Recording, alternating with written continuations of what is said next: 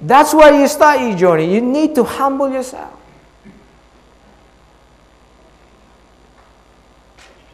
And start living, pleasing God.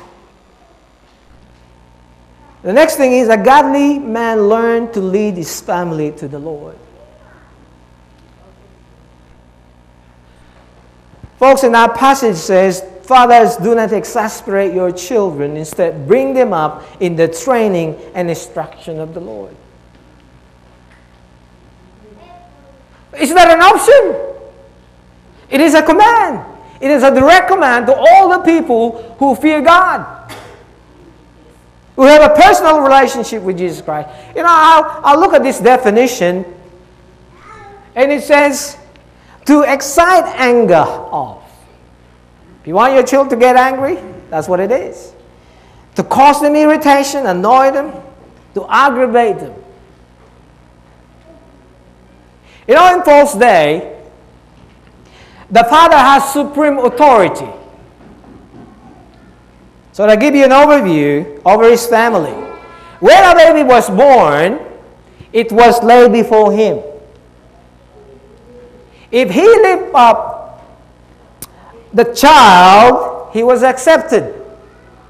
If he didn't lift him up, it's either being rejected or be thrown away or live in the street by exposure and be killed. And that's legal in Paul's day. That's why he exhorted those godly parents to not exasperate your children, but bring them up in the training instruction of the Lord. And Paul is saying, when you have the love of God, you can overcome these things. And he says, parents, do not use your authority to abuse your children, but to encourage them and build them up in the fear of the Lord. That's why in Colossians, it says, Father, do not provoke your children, or they will be discouraged to anger. So how do we provoke? What is the opposite of provoke? Exactly. And so the question is, how do we encourage our children? So how do we provoke our children and discourage them? One thing is, you say one thing and do the other.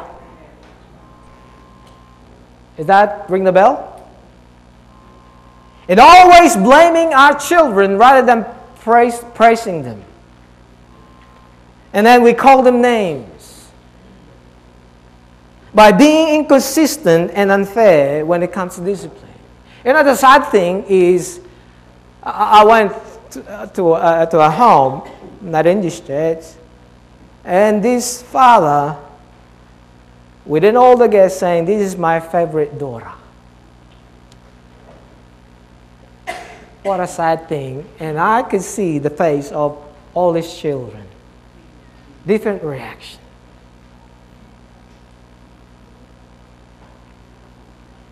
You know, when we show favoritism with our children, there's a big trouble.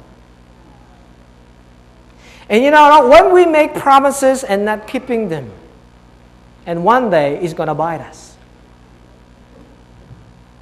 You kept promising and promising, and you didn't fulfill it. We need to be consistent as parents.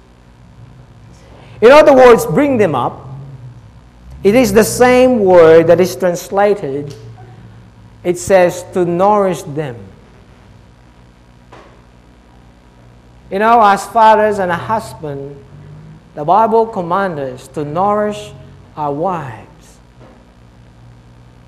to feed them with love, the way Jesus loved the church.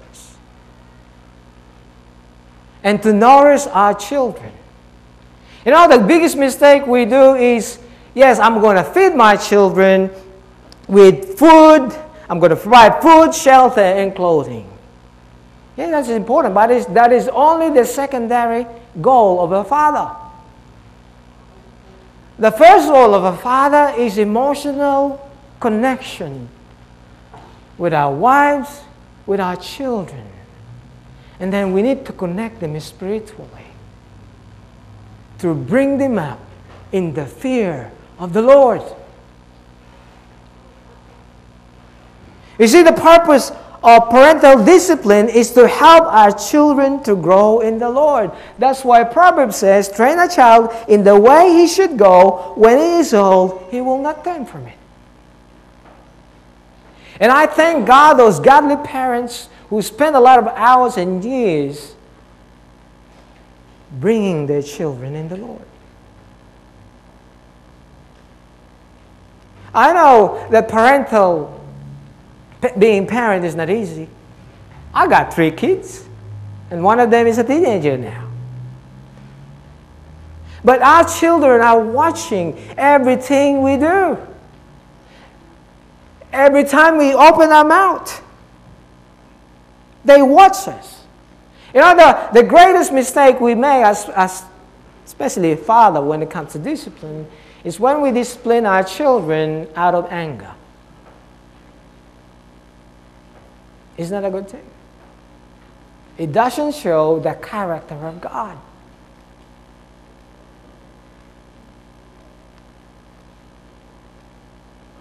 Are you hearing me? And as parents, we should act in love the way Jesus treats our children. He treats them with respect and with love. Friends, when we do this thing, our children not only will honor us and love us, but they will respect us in return. And this is where they see who God the Father looked like. The real Father who is in heaven. You must say, well, it doesn't relate to me anymore because my children are grown up. They're grown up now. Oh, yes, it does. You still make an impact to your children who are grown up. You still can make an impact to your grandchildren. They still watch you. They watch how you handle the storms in life. They watch how the uncertainties that out of your control that comes in your life, and yet they can still see the peace and the joy of the Lord Jesus Christ flowing through you.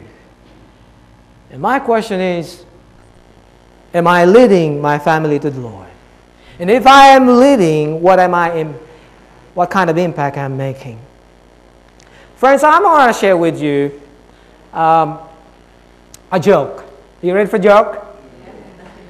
And there was a man